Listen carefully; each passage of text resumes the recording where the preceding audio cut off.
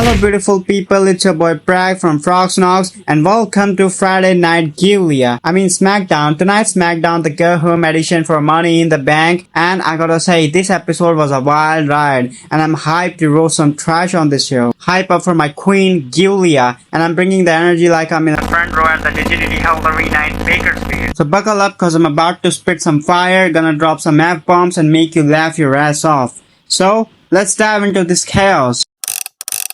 Alright, we start SmackDown with Seth freaking Rollins starting out like he owns the damn place, flanked out by his goon squad, Braun Breaker, Bronson Reed, and that guy, bloody Paul Heyman, who's looking like a shady used car salesman. So Seth's cutting his cocky promo about he's gonna snatch the Money in the Bank briefcase and reshapes WWE into his vision. Bro, calm down. You sounds like a wannabe supervillain from a B-tier comic book. The crowd's chanting for CM Punk, which is hilarious cause Seth's face looks like he just bit into a sour lemon. Then, boom!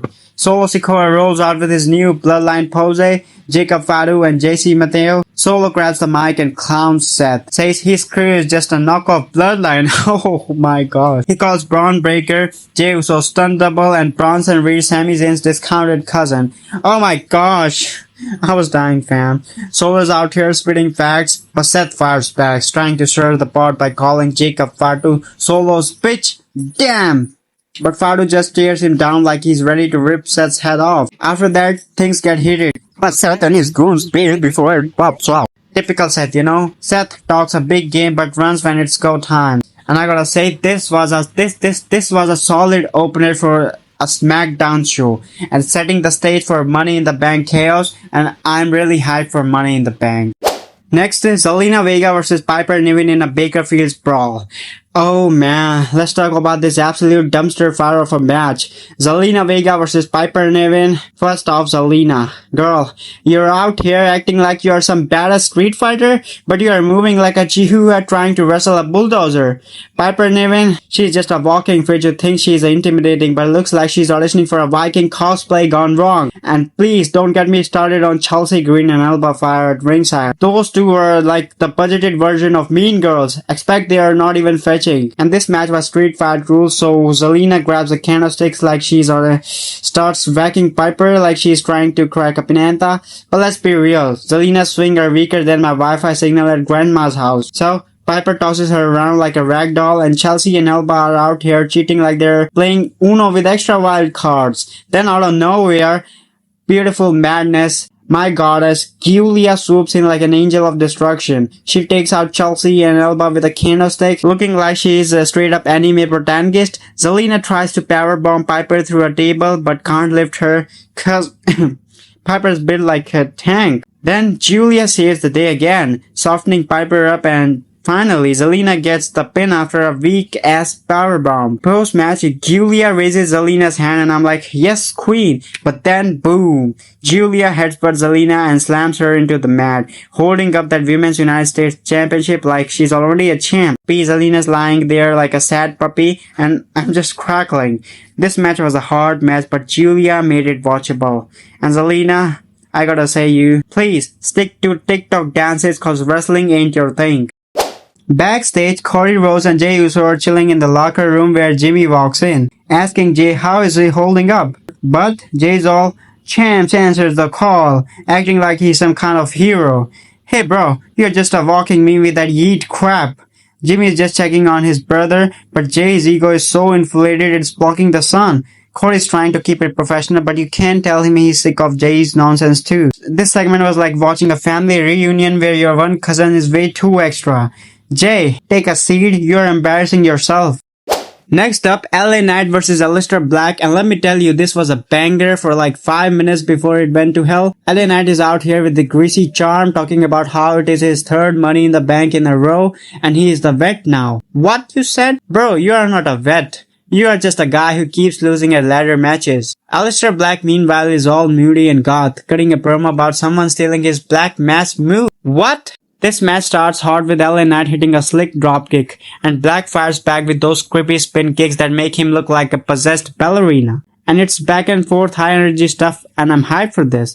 Until Seth Rollins, that goddamn bastard runs in and stomps LA Knight's face into mat for the disqualification. Then Black gets pissed at Seth Rollins for ruining his moment. But, Braun Breaker spears him into next week. After that, LA Knight gets speared too, and I'm just sitting here like, can we get a match that doesn't end in a nonsense? Still, LA Knight's charisma and Black's weird vibe made this fun while it lasted. Seth, you are a walking plot device. Go away!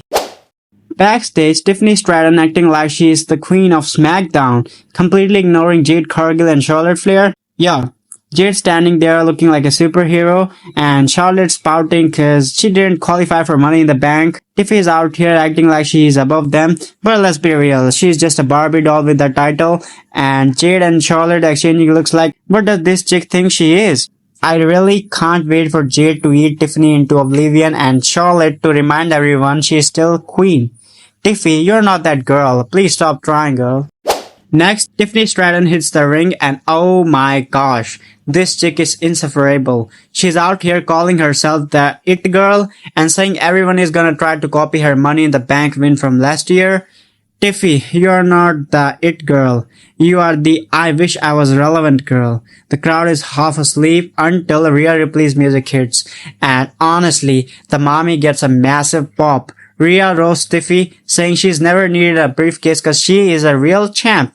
Really, shots fired. Then Stephanie Vaquer, Alexa Bliss, Naomi and Roxanne Perez and my girl, the beautiful madness, Julia, all come out, hyping up the women's Money in the Bank ladder match. The tension is thick and I'm living for it. This match is wild, with dives and brawls all over the place. Julia and Naomi try to keep up, but Naomi pulls a dive move and walks out on Roxanne, leaving her to get obliterated by Rhea's Riptide for the win. Post-match, Julia still looking like a goddess and I'm screaming at my TV for her to win Money in the Bank tomorrow. Tiffy's promo was trash, but this match was fire, and Julia carried out like the queen she is. Next, Penta and Andrade team up against American Made, and this match is like a super quick shot of espresso. Short but gets you hyped.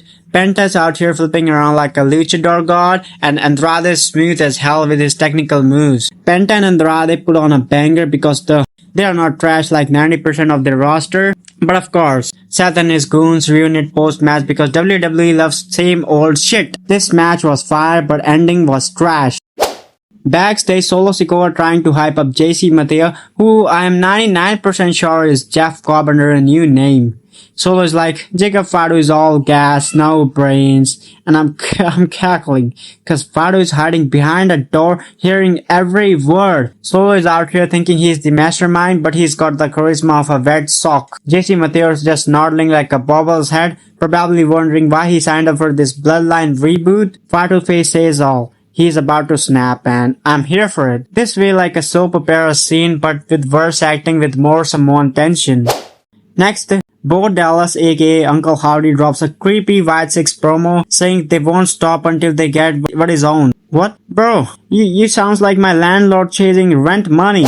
The Street Profits, FROX NOX and Motor City Machine Gun are backstage all talking smack about wanting to face the Whites. The Profits are like, we ain't scared, but their faces say they are just one jump scare away from running. FROX NOX and Motor City Machine Gun are hyped, but it's like watching a bunch of kids argue over who gets to fight the school bully. Bo Dallas' creepy vibe is giving me chills and I'm low-key stoked for the Whites to wreck shop. And this was short but spooky as hell. Next, Cody's cutting a promo hyping up their Money in the Bank match and takes a shot at John Cena for doing a Kai Sent livestream. Savage. Cena and Logan Paul come out and Logan's acting like he's the future of WWE. Yo, bro, you are a YouTube prankster who's cosplaying as a wrestler. Sit down. Cena's all, I'm the last real champion, but he's looking like he's just one bad bump away from a hip replacement. Things get heated and Logan cheap shots Cody and Jay with brass knuckles. After that, Jay eats an AA and Cody gets a pulverizer. Cena and Logan stand tall with the titles and I'm just mad Jay's still breathing air in the main event scene. This was a hot angle to build Money in the Bank, but Jay's presence is straight up crime. Cody, you are too good for this clown. Alright folks, that's it for today's SmackDown review. Tonight's SmackDown was a roller coaster. Julia stole the show, looking like $1 million and proving she is the future of women's division. Seth and his goons used to chill with the interference, and it is getting old. And Jey Uso's eating gimmick is straight trash. And I'm praying Cody carries him at Money in the Bank. The main event angle was fire and I'm hyped for the chaos tomorrow night. Let me know your thoughts in the comments below. Till next time, stay awesome, have a good day, bye.